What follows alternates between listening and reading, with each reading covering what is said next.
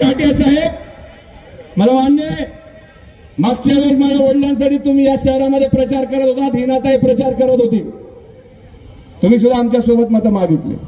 या शहराला जनतेने कौल दिला.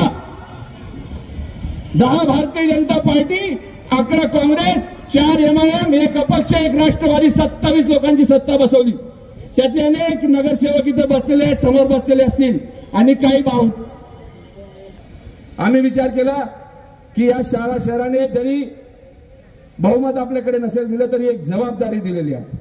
नगराध्यक्ष म्हणून आम्ही आमचे वैयक्तिक गुणधर्म बाजूला ठेवून या शहराचा विचार केला पाहिजे, हा दृष्टिकोन ठेवत आम्ही सांगतो 110 कोटीच्या कामांचा जो तुम्ही उल्लेख केला डॉक्टर टाटिया, त्याचा हिशोब आम्ही शेवटच्या महिन्यामध्ये डिसेंबरच्या 2000च्या जो आमचा शेवटचा वर्ष होता 21चा, त्याच्यामध्ये आमचा संपूर्ण 110 कोटीचा लेखाजोखा आम्ही दिलेला आहे. तुम्हाला हे टाउन हॉल दिसत नसेल, तुम्हाला हा रस्ता दिसत नसेल, तुम्हाला अमरधाम केलेला दिसत नसेल, तुम्हाला या गोष्टी हे डिवायडर दिसत नसतील, रस्ते दिसत नसतील, आणि पहिल्या 6 महिन्यामध्ये पाण्याच्यासाठी झाला होता. या संपूर्ण शहराला आम्ही पाण्याच्या टंचाईपासून मुक्त केलं, टँकर मुक्त केलं. हे सगळं तुम्हाला दिसत नाही कारण की तुम्ही गावित साहेबांचा टोल वसूल करण्यापासून तुम्हाला फुरसत मिळत नाही.